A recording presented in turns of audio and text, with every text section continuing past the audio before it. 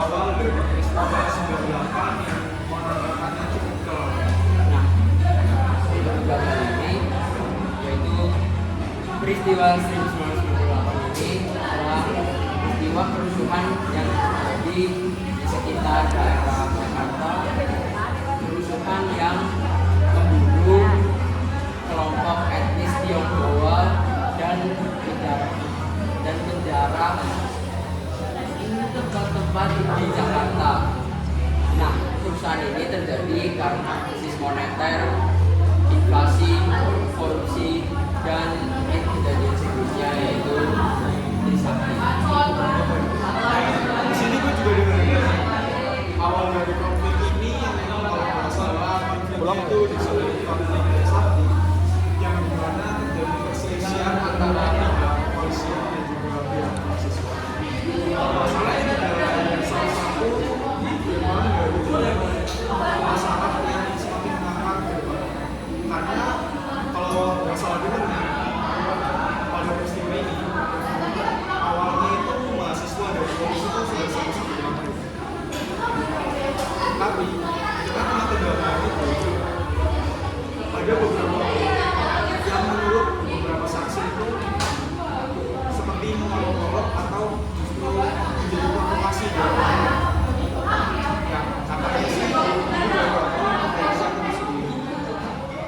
Nah, karena kejadian ini tentunya menyulut emosi beberapa mahasiswa yang pada saat itu posisinya mereka udah mau kembali ke kampus dan udah bersedia untuk mengambil akademik. Nah, dari sini kalau nggak salah ada beberapa mahasiswa yang mendengar suara tembakan dari belakang. Tentunya mendengar suara tembakan itu membuat mereka yang awalnya sudah dalam posisi tenang di depan dan karena kepanikan ini mereka itu menjadi gabungan lari ke sana kemari. Melihat peristiwa seperti itu, aparat kepolisian juga tentunya waspada. Nah, ada mahasiswa yang sudah mulai panik mendengar suara tembakan. Apakah itu mungkin kacau? Mereka sudah mulai tembak, sudah mulai lemparin gas air mata. Konon katanya pada peristiwa ini korban sangat fatal.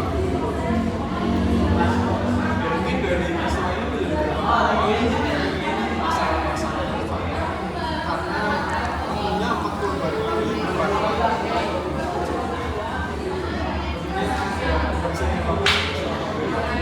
pastinya ini visi dari para mahasiswa yang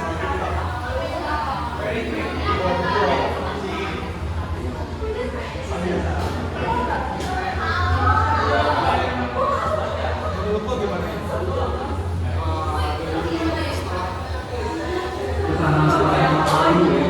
Apalagi setelah memakan korban sebesar 4 orang. Terus kira-kira gimana? Jadi kelanjutannya itu para demo-demo itu para mahasiswa itu dari Nggak bisa nih. Nggak bisa. kayak terjadi kerusuhan banyak gitu ya. Terus banyak penyerangan. Mau tuh gimana? Coba. Mungkin itu sih ya.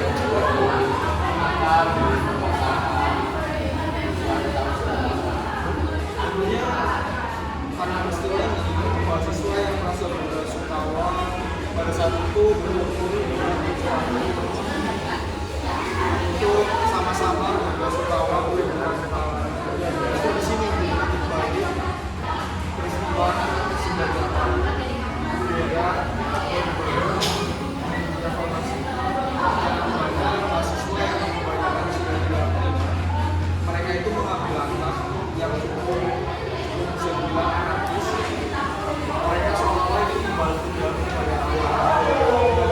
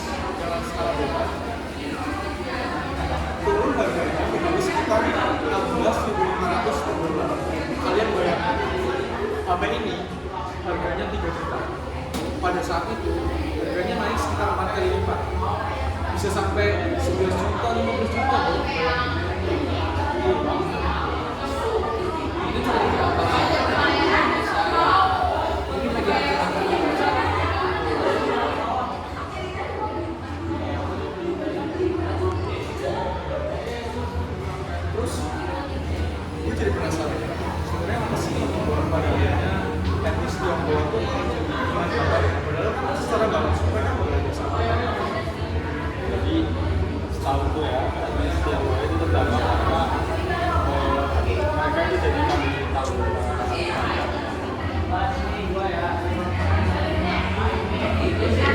Dia di Tiongkok namanya tambahan karena menurut ini etnis Tionghoa itu hidupnya masih lebih layak gitu di bumi. Jadi intinya karena pada saat itu etnis Tionghoa ini Arab jadinya masyarakat ini secara langsung melampiaskan kalau demikian juga banyak kejadian itu kasus-kasus pelecehan. Apalagi pada saat itu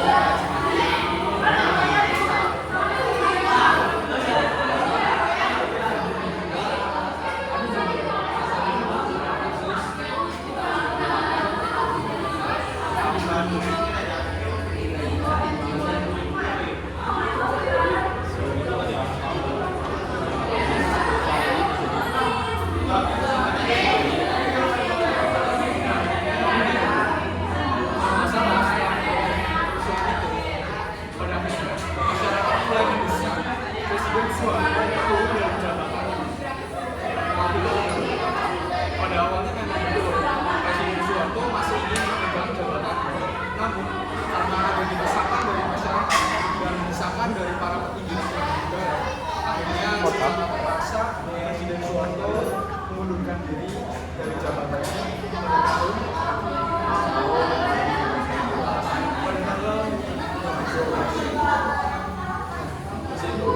pada saat itu beliau menyerahkan jabatannya kepada wakil presiden itu kejadian dan apa ya sejauh ini presiden yang menjabat itu paling besar. Tapi efeknya besar-besaran. karena beliau ini kalau nggak salah setelah kejadian tersebut selama beliau menjabat beliau itu membuat semacam rancangan untuk mengusut lagi nih peristiwa ini. Beliau membentuk semacam kelompok entah itu dari korban pelaku keluarga keberapa benar-benar luar biasa sih.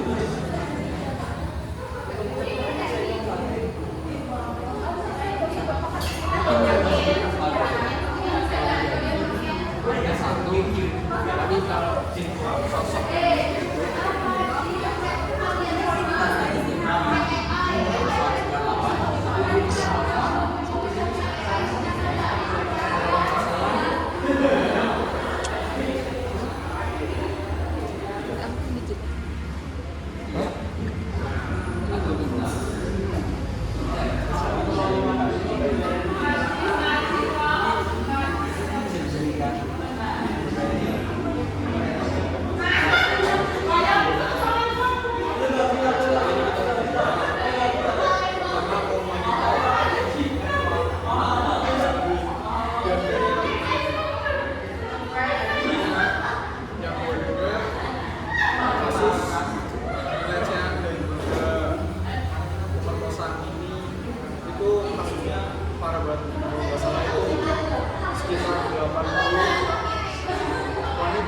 yang dilecehkan bahkan dibunuh.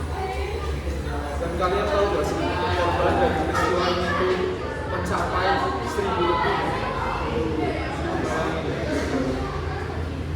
Berkebetulan etnis-etnis Tionghoa saat itu benar-benar merasa terancam. Kebanyakan dari mereka memilih untuk bersembunyi dan bersembunyi. Bahkan tidak sedikit dari mereka yang kabur ke daerah-daerah atau kembali ke daerah asalnya negeri tirai bambu sana karena desakan dari masyarakat yang mendapatkan kemarahan sana.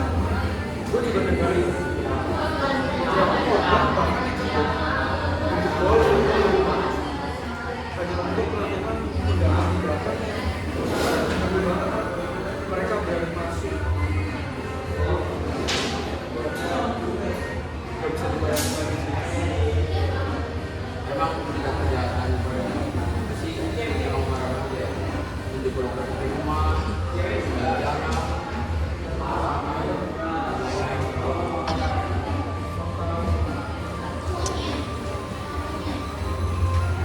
kalian tahu nggak sih fun fact-nya ini?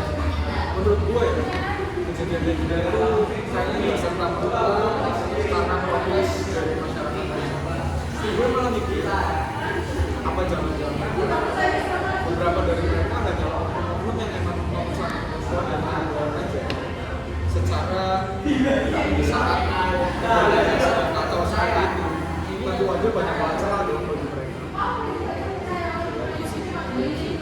Jadi mungkin waktu di bicarakan itu bisa jadi provokator. Mungkin provokator itu dari sendiri.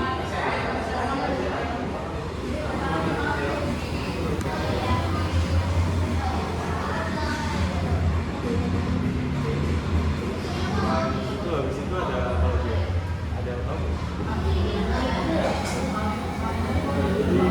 Jadi saat itu memang di jabatan. Jadi saat itu juga kalau nggak salah serta melirik peristiwa ini bahkan memintai kesaksian dan naasnya beberapa dari saksi justru dibunuh dengan naas. Tahu nggak di sini gue merasakan itu. Sebelum kejadian pembunuhan ini, si korban itu memang sudah dijadwalkan untuk berangkat untuk dimintai kesaksian terhadap peristiwa. Namun, seminggu sebelum dia dimintai kesaksian, dia meninggal dengan keadaan yang benar-benar sini. Dia itu posisinya tubuhnya sudah terdapat 12 luka senjata tajam dan yang paling ngeri alat kelaminnya juga payung yaitu janggalnya itu pemerintah masih menyangkal bahwasanya kejadian itu hanya beberapa mungkin si korban itu yang katanya itu sedang memperbaiki payung dan karena ketahuan akhirnya payung tersebut akan dibunuh. Tapi menurut kalian gimana? Ini jangan bahas main. Jadi dia ada perampakan gitu. Tapi masa sih pemerintah cuma yang doang? Itulah pemerintahan yang ekonomi. Ini juga perlu dievaluasi berbagai. Jadi gimana nih pembahasan kita kali ini? Cukup kelam sih. Jujur kami yang merasakan kita ini pun jujur aja turut berduka dan kepada keluarga korban kami benar-benar turut berduka cita. Semoga dari kejadian ini secara ini dapat menjadi pembelajaran khususnya bagi generasi saat ini.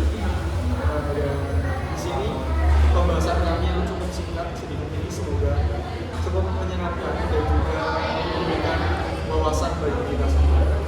Jadi kami dari podcast